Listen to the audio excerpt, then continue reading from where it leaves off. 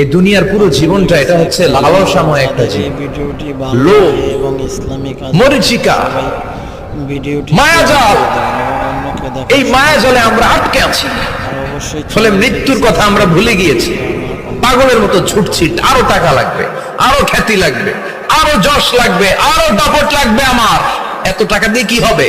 এত সম্পদ দিয়ে কি হবে? এত ব্যস্ততা দিয়ে কি হবে? তোমার স্টপ, থামুন, অনেক হয়েছে। আম্মা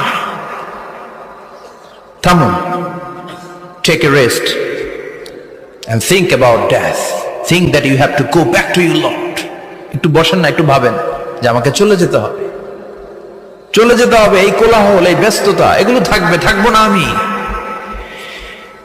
সাইয়েদনা ওমর ফারুক বলেছেন, মুতু ক্বাবলা আন তামুতু, মরার আগে একবার মরো।